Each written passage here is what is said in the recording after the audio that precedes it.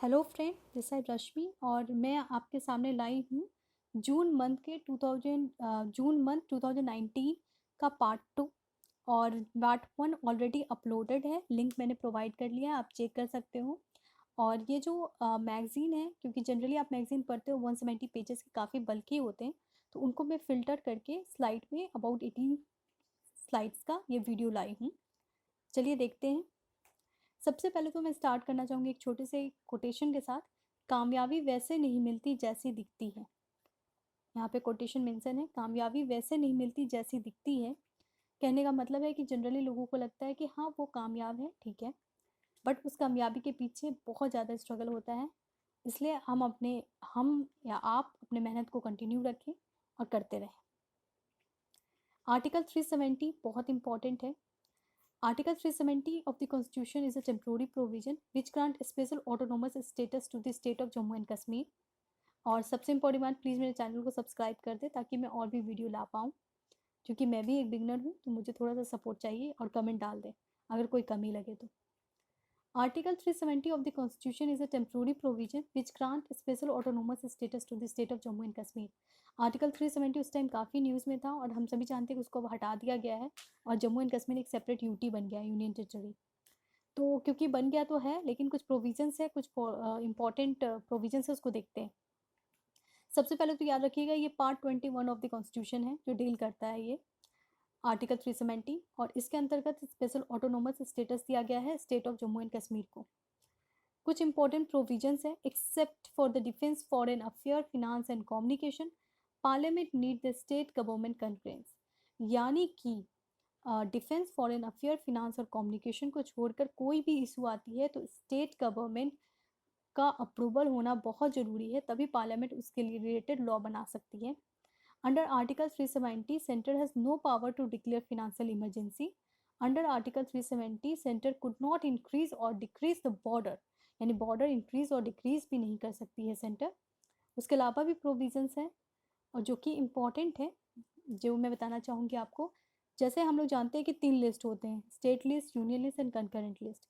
तो जम्मू एंड कश्मीर का जब भी लॉ मेकिंग पार्लियामेंट में के पास पावर की बात आएगी, तो पार्लियामेंट केवल यूनियन और कंकरेंट लिस्ट के लिए लॉ बना सकता है, स्टेट लिस्ट के लिए नहीं बना सकता है, जो कि और स्टेट के लिए बनाया जा सकता है।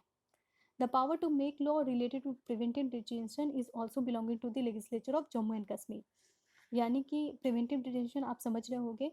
प्रिवेंटिव डिटेंशन का मतलब होता है कि किसी को एक्सपेक्ट किया जाए कि वो क्राइम करेगा, इस बेसिस पे उसे पकड़ लेना, उसे जेल में बंद कर देने को प्रिवेंटिव डिटेंशन कहते हैं। और ये भी पावर जम्मू एंड कश्मीर में नहीं है, ठीक है। The power to make law related to preventive detention is belong to only the legislature of Jammu and Kashmir.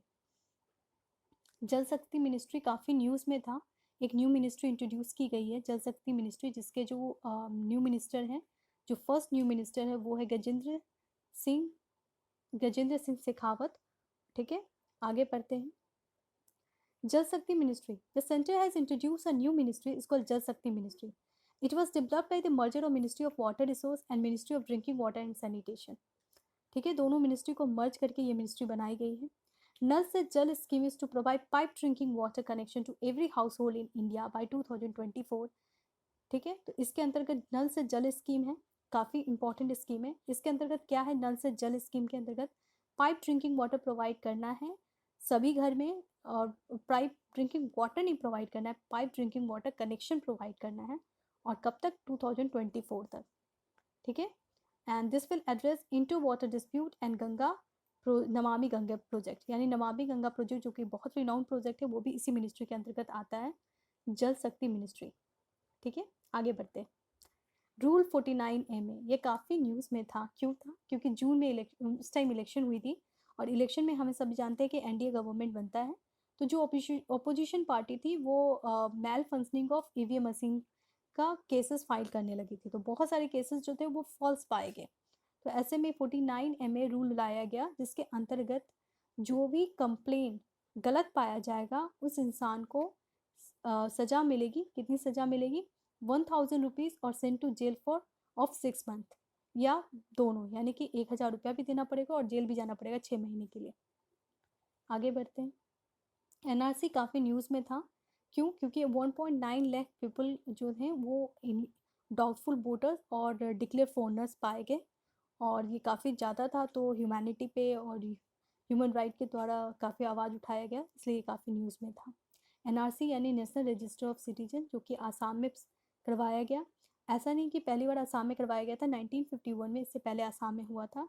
और जब हुआ था उसके अंतर्गत जो भी लोग हैं उनके अगर बच्चे अभी चाहे तो क्लेम करते हैं तो उनको वहाँ का सिटीजन माना जाता है।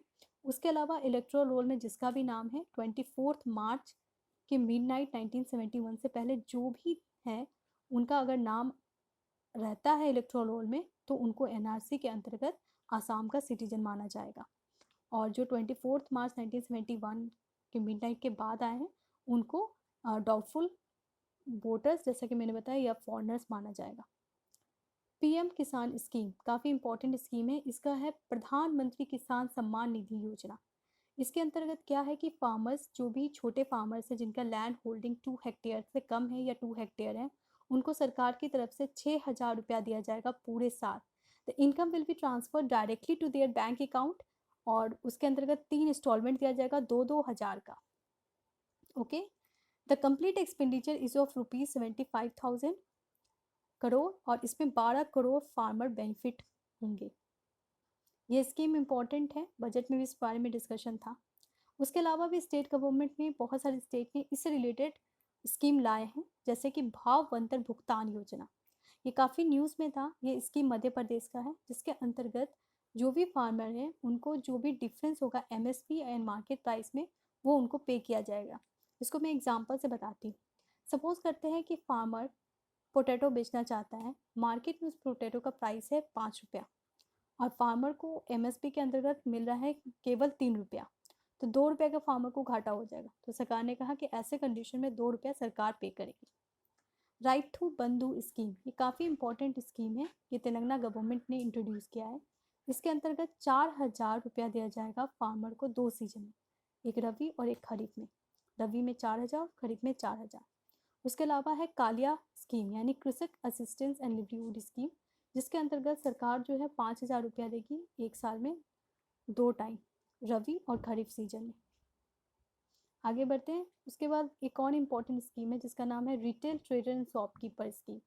इसके अंतर्गत क्या है कि फार्मर जो रिटेल शॉपकीपर हैं यानी छोटे दुकानदार, उनके लिए स्कीम आया है। उनकी तरफ से सरकार जो है 3,000 रुपया देगी। अगर वो 60 साल के हो जाएंगे तो उसके बाद सरकार उनको पेंशन की तरह 3,000 रुपया देगी, ताकि वो सस्टेन कर सके अपनी लिवलीहुड को। और उसके अंतर्गत वही आएंगे शॉपकीपर जो 18 to 14 ईयर्स है, जिनका जीएसटी टर्नओवर जो है वो 1.5 करोड़ है। वो इनरोल हो जाएंगे इस स्कीम के अंतर्गत। इस स्कीम में कोई खास डॉक्यूमेंट की ज़रूरत नहीं है, अब केवल बैंक अकाउंट हो और आधार कार्ड हो। आगे का स्कीम है अटल टिंकरिंग लैब। अटल टिंकरिंग लैब इसकी काफ़ी न्यूज़ में था। वो अटल इनोवेशन मिशन का एक सब स्कीम है, जिसके अंतर्गत स्कूल में इनोवेशन को प्रमोट किया जाएगा। और इसके लिए सरकार जो है ये स्कीम लाई है, और सरकार स्कूल को प्रमोट करेगी। वो government as well as private school होंगे, जिसके जो बच्चे होंगे, जो क्लास 6 to क्लास 10 के बीच के बच्चे होंगे, उनको innovation and more scientific technology की तरफ मूव करने के लिए मोटिवेट किया जाएगा। इसके अंतर्गत स्कूल को इस्टेब्लिशमेंट के लिए 10 लाख रुपीज़ और ऑपरेशन के लिए 10 लाख रुपीज़ 5 साल तक दिया जाएगा, यानी टोटल 20 लाख रुपीज़ मिलेंगे। आगे बढ़ते हैं। जन शिक्षण संस्थान, ये बहुत इंपॉर्टेंट स्कीम है। ये जो स्कीम है, पहले तो ये एचआरडी के अंतर्गत है, यानी ह्यूमन रिसोर्स डेवलपमेंट।